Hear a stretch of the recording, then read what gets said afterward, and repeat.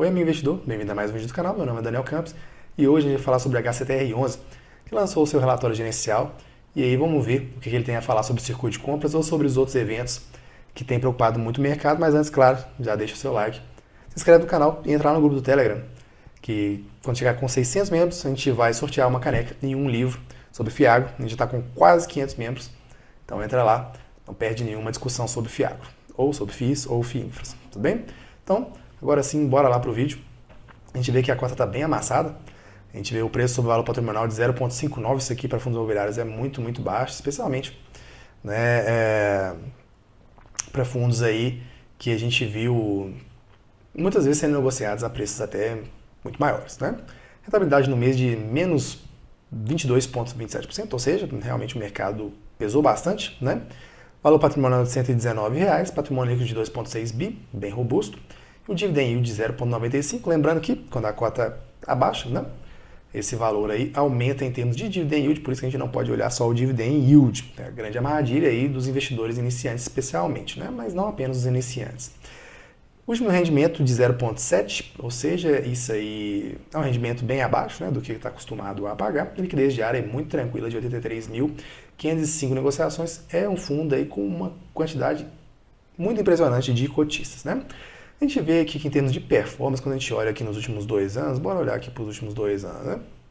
Ele teve uma performance aí que acabou despencando comparativamente com o IFIX, mas quando a gente olha no longo prazo, ele ainda aí está tendo uma performance interessante comparativamente com o IFIX, ou seja, esses fundos aí high grade, eles vão ter sim uma performance agressiva, né? Ou seja, de tempos aí talvez um pouco mais de bonança ou de confiança do mercado, eles vão performar bem acima do IFIX, mas em tempos de estresse ou de desconfiança do mercado, é o que a gente está vendo aqui no finalzinho do gráfico, né? Ele vai despencar. A própria gestão traz um relatório que a gente vai falar daqui a pouquinho, né? Então a gente tem que entender que fundos imobiliários são para longo prazo, você tem que entender qual que é a lógica da gestão, né? Essa gestão aqui, ela está pecando, ao meu ver, um pouco sobre a transparência, a gente vai conversar daqui a pouco, e isso aí tem pesado no mercado, beleza? Mas no longo prazo, esses fundos, eu só estou falando isso porque às vezes as pessoas falam assim, quase que fale, não vale a pena high yield, etc e tal. Eu sou mais conservador, eu confesso que eu não gosto tanto de high yield. Entretanto, eu acho que, né, se você tem aí uma diversificação na carteira, não é crime nenhum você ter fundos de high yield, desde que você entenda dos riscos, né? E que em cenários de estresse isso aí vai pesar. O que é o circuito de compras, né? Antes de a gente falar, a gente tem aqui o próprio site, né? A Feira da Madrugada, circuito de compras. Enfim, a ideia aí era até interessante, mas quando a gente viu na prática, a gente viu o oposto, né? A gente viu muito, muito problema acontecendo aí, e isso acabou preocupando bastante o mercado.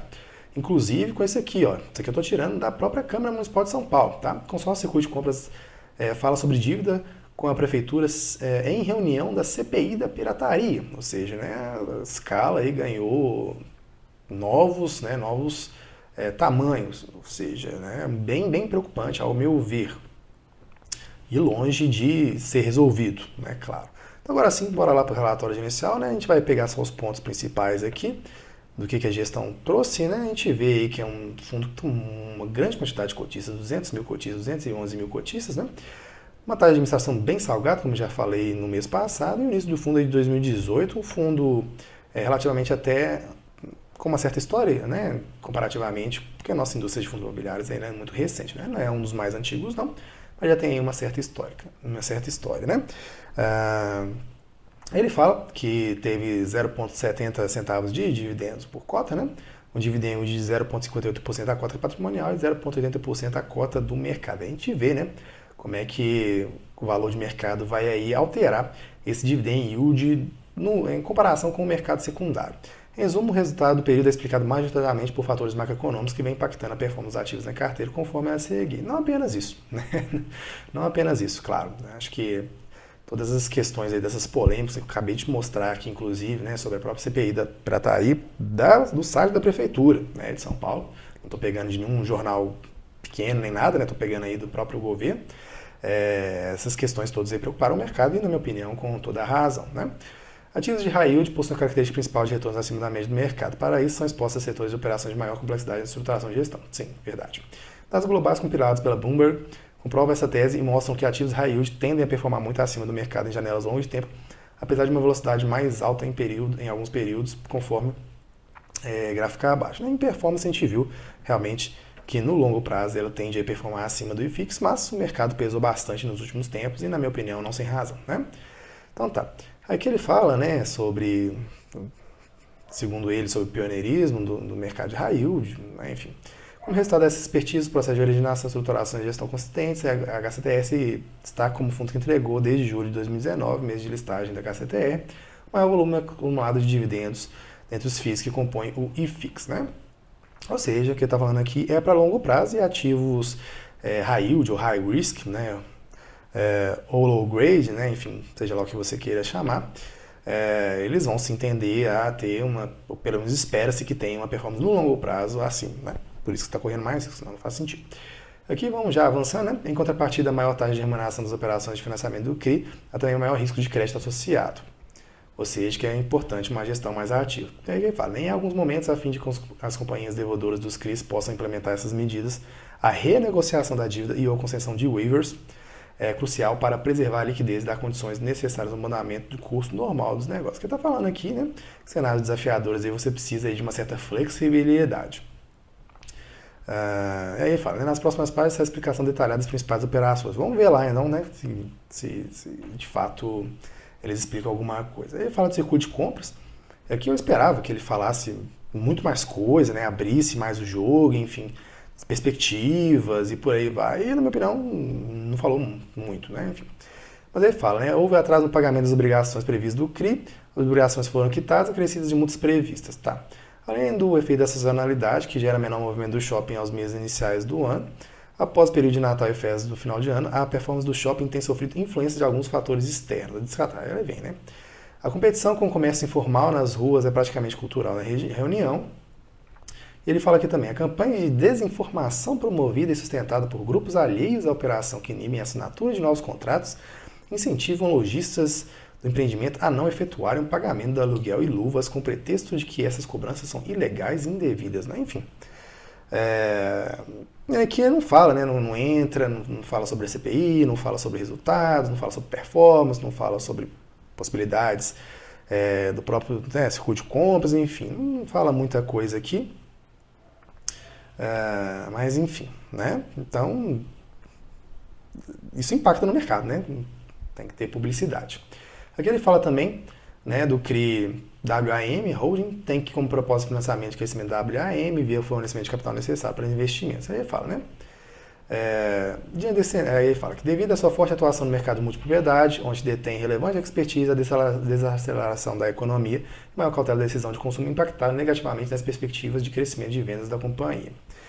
Diante desse cenário, a WAM promoveu a troca de seus principais executivos no semestre de 2022, ou seja, né, preocupante também, e a nova gestão assumiu a operação com o intuito de readequar as estruturas das pessoas, projetos e investimentos para enfrentar os períodos mais desafiadores que a companhia de mercado imobiliário em geral estão passando, né? Então vamos ver aí no longo prazo como é que vai ser essa nova gestão, né? Enfim, mas o próprio cenário, como a gestão já disse aqui, é de desafio, né?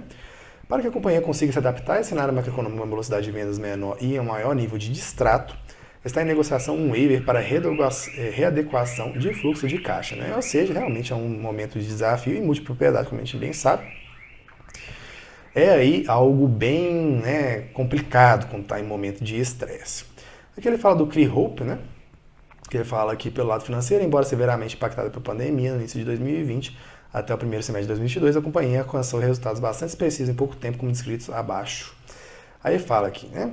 Melhor semestre desde 2017 em 2022, em termos de resultado de ocupação, encerramento de 2022 com ocupação de 66%, resultado operacional bruto 225% superior, já corrigidos pela inflação. As receitas brutas, a segunda e terceira maiores receitas brutas e a quarta e a primeira maiores EBITDAs da história da companhia. Em janeiro de 2023, ocupação de mais 75% e mais de 79 mil hóspedes, né? De fato, o regime hoteleiro ele sofreu bastante aí na pandemia, né? Então vamos ver, vamos acompanhar. Aqui, né, ele fala também do CRI Hope, reperfilamento do CRI com a concessão de carência de juros e amortização até dezembro deste ano, em contrapartida de aumento da taxa de operação e série sênior, né, de IPCA mais 13,34%, bem alta, né, na série subordinada, e um waiver fee 3 milhões. Possibilidade de indicação de um membro de conselho de administração da companhia pelos investidores do CRI. Ou seja, momento de estresse bem complicado, você aumenta a taxa, porque você tem que aumentar a expectativa de retorno, porque senão não faz sentido nenhum você investir em algo mais arriscado, né? A Carvalho Ruskin, apesar do expressivo valor dos ativos do seu balanço, que somam mais de 25 bilhões, o capital encontra-se hoje concentrado em terrenos para desenvolvimento de novos bairros planejados e que possui menor liquidez quando comparado a imóveis prontos, de fato.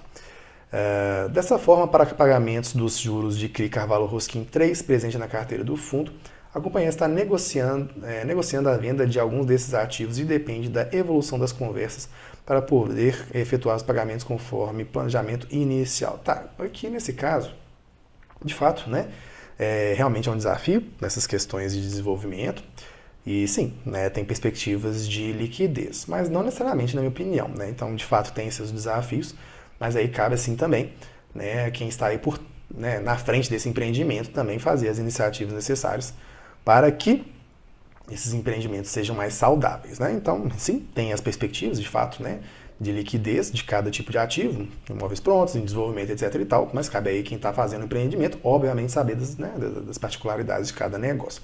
Aqui ele mostra, né, que a gente teve uma redução drástica aqui do próprio rendimento, né, do fundo. Então isso aqui ele veio se mantendo de certa forma irregular, isso eu gosto bastante dessa regularidade, mas depois ele despencou e isso, claro, juntando com todas as outras questões que a gente tem falado aqui, assustou o mercado, né? História de distribuição, ele já mostrou isso antes, né? Então esses fundos aí sim mais arriscados, eles são em perspectiva de longo prazo mesmo.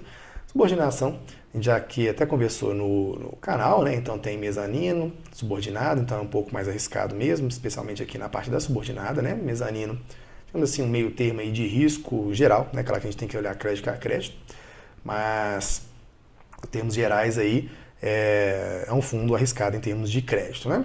Quando a gente pega aí indicador IPCA, mais 10,3%, bem interessante em termos de taxa, né? Mas aí que a gente vê aqui, né, em termos de FIIs, coloca aí o XBXO, Serra Verde, enfim, né, todas essas complicações que a gente vê aí, né, o próprio CRI Circuito de Compras aqui, a gente vê com 6,75% do patrimônio líquido. E quando a gente vê aqui, né, em termos de fundos, aí tem o XBXO, né, que é o quê? Circuito de Compras. 231 milhões, né? Então aí é um fundo bem concentrado em um ativo bem complicado, né?